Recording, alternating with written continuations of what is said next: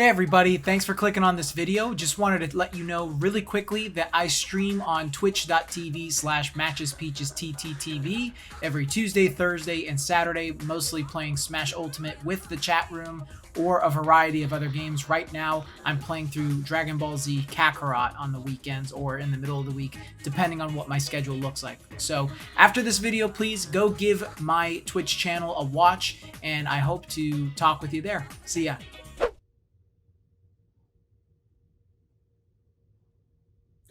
You know those things or experiences that were awesome as a kid, but just hasn't quite aged as well now that you're an adult?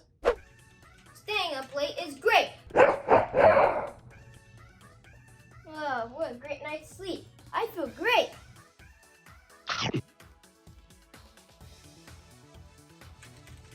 Staying up late is pretty great.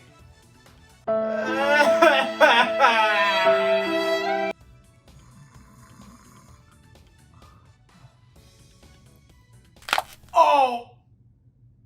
Ow!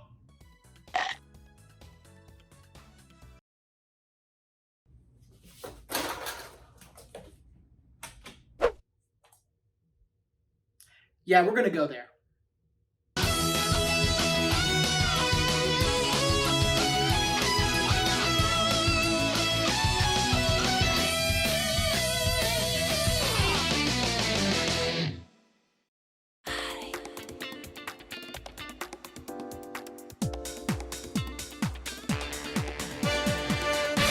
Budokai 3 was the sequel to the last two games I made a video on, which you can go and watch after this one if you like, and to many fans it was the culmination of everything the first two games set out to accomplish, for better or for worse.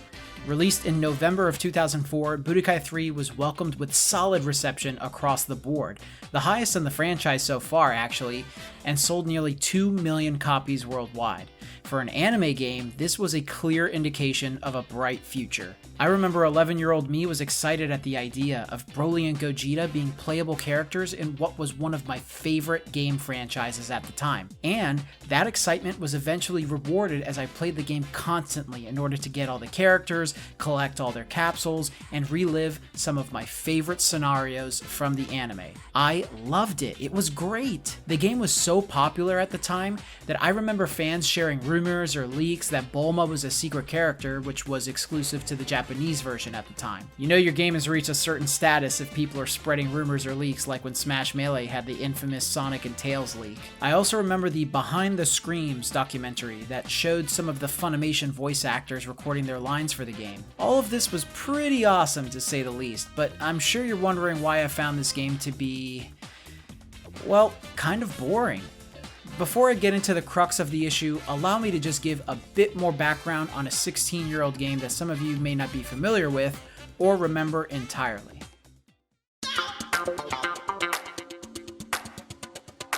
Like I said, Budokai 3 is the third installment of the Budokai series, which had established itself as the premier Dragon Ball game at the time. The menu has everything you've come to familiarize yourself with the franchise. A story mode called Dragon Universe, which I'll get into in a sec, a duel mode to fight your friends or the CPU in with the roster you've unlocked, the World Tournament mode, which just like the last games has you fight against a randomized set of fighters for prize money, a practice mode to practice your combos in, the skill editing page where... Oh God, no! Oh, wait, it's just launched now. Whew. Yeah, this is where you buy and edit your capsules for your characters for your own custom moves. Then of course there's the options area and Dragon Arena, a mode where after beating all 11 campaigns in the story, you'll get access to.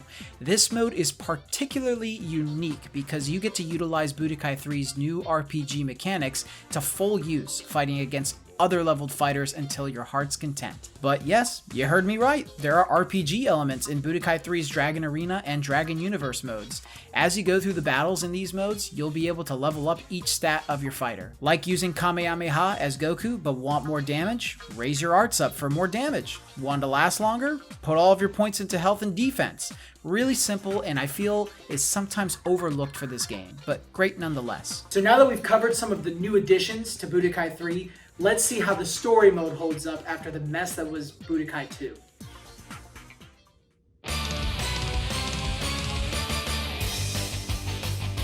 Dragon Universe is likely where you'll spend most of your time in the game, as it's the game's story mode where you'll unlock most of the characters. Dragon Universe has 11 different characters to choose from and play through the Saiyan, Namek, Android, Buu, and GT sagas if they made a prominent appearance in those arcs. For example, Goku obviously had a role in all of those arcs, so you'll get to play through each of his bouts. But Kid Gohan's campaign ends as soon as you fight Frieza in his third form on Namek. I am a little mixed on the characters they chose for Dragon Universe. Goku, Gohan, and Vegeta are clear choices, and even giving Oob and Broly their own campaigns is pretty neat. But why Yamcha and Tien? Where's Trunks? Maybe some villains? Frieza? Cell? You'll notice immediately that the board game mechanic has been ditched and we're now welcomed with a map where our selected character can roam freely.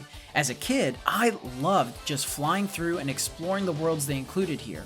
I'd often catch myself looking at some of the little details like Grandpa Gohan's house, Bora's tent near Korin's tower, and even this little car driving through, minding his own business. When you find an objective, you can either just dive in, or with the push of a button, your character can try and sense ki to fly in with style from a far distance. Each objective on the map is either to progress the story, or have you engage in quirky dialogue sequences with characters for fan service, or a capsule reward. Speaking of dialogue, unfortunately the Budokai 1 cutscenes are still missing, and now we don't even get those special interactions Budokai 2 gave us with their character models. We now have just static JPEGs and subtitles as the voice actors deliver a great performance. It comes off as an afterthought, and it probably would have been more interesting if they just had the characters speak without the need of the images. As an adult, all of these novelties were notable and somewhat appreciated, but quickly wore off after a few minutes. So I think we've successfully covered pretty much everything that Dragon Universe has to offer, but I bet you're all wondering, what about the gameplay? Well, I have to say it's a mixed bag. All the praises I gave the last games are here. Fast-paced and responsive battles, great-looking character models that have only gotten better and arguably still hold up, and an amazing OST that delivers some amazing tracks. There are songs like the opening theme,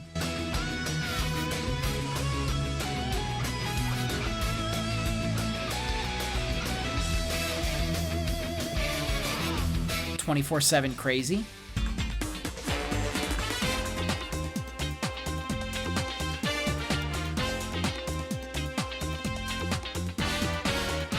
and "Can You Hear My Heartbeat".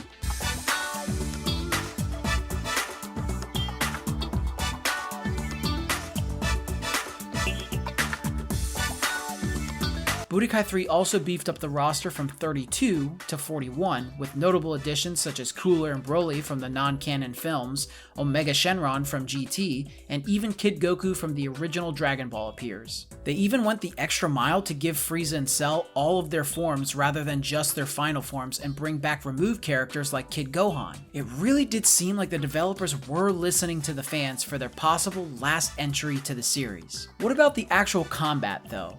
Yes, the core of Budokai's button mashing combat is back, but with a ton of changes. Dare I say that most of them are positive. You still have dedicated punch and kick buttons, a ki blast button, a guard, and now a dedicated grab that no longer needs a capsule slot to use. The guard button now adds the ability to dodge melee attacks in place by spending ki, or it allows you to vanish behind your opponent to knock them away. The vanish can also be used offensively after knocking your opponent away. Every character has a set ki bar now, where the large bars are their default ki and the small ones will drop over time. Some transformations can improve your max ki, which completely changes the dynamic of the last two Budokai games. In those games, whenever you transformed, your entire ki gauge would drop quickly. That's a definite incentive, because now the decision to add transformation capsules to my character is made a lot easier. If two characters fire off a special move at the same time, then you'll enter a beam struggle where you both need to spin your controller in order to defeat them.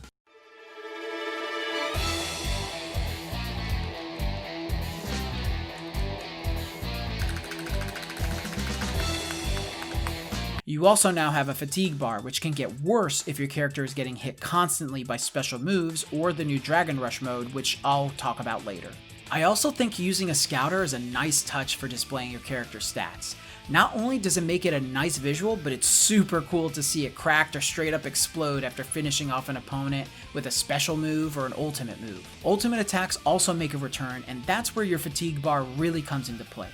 If your fatigue gauge is low, you'll have an easy time pulling your move off, or trying to reduce the damage if you're the one that's getting hit. But if it's too high, then this thing moves so freaking fast. It can be really annoying and super simple to cut yourself off if you're nervous. They definitely wanted to add a lot more flair this time around when pulling these attacks off. You can even see the impact from space, and man, that's just something special. So, since we're talking about new mechanics added in Budokai 3, then I think it's time we talk about the two new mechanics that were added that I think sucks all of the fun out of the game.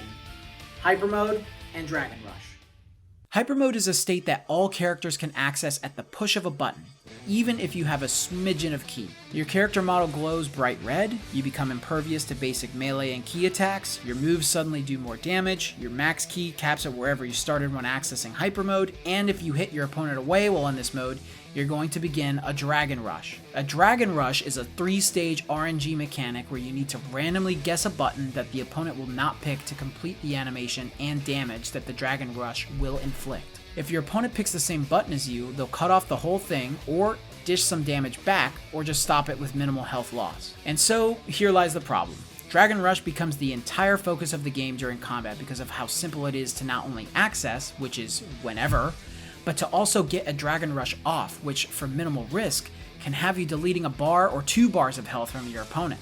I'll admit that the first, second, hell, maybe even the 10th time seeing one of these completed is satisfying, and it's pretty awe-inducing. But it's just another novelty that wears off when you realize you're not even really playing the game anymore. You're just picking buttons and praying the opponent hasn't picked yours.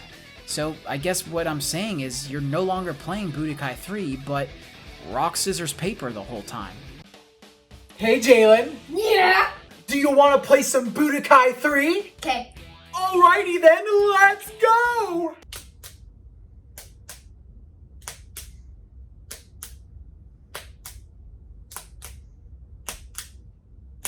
So I know I've kind of been all over the place with this game, but can you blame me? The game itself is quite literally all over the place trying to find its sense of identity. Is it a good game at its core? Kind of. I mean, the game hasn't aged terribly, in my opinion, but it certainly wasn't anything special in hindsight. Now, is it a good Dragon Ball game? Absolutely. I will die on a hill defending this game compared to some of the other titles that Bandai and Atari and anybody have tried to release in recent years. Unfortunately, Budokai 3 doesn't fill me with the same excitement that I had as a kid. Instead, I felt pretty bored overall throughout the whole experience. I was waiting and waiting until it was over so that I could move on to something else to play for you guys. Yeah, but with all that being said, I'm gonna stand to my opinion. Budokai 3 just isn't really all that great. Dare defile what Budokai 3 has done for Dragon Ball? Well, you four-eyed, pretty-haired, whatever you are, I'm going to teach you a lesson and make you play the most egregious thing you can think of.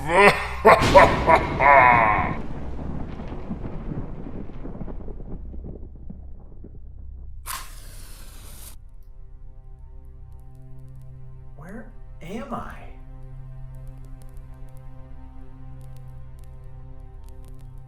Oh, dude, I love the Shin Budokai games.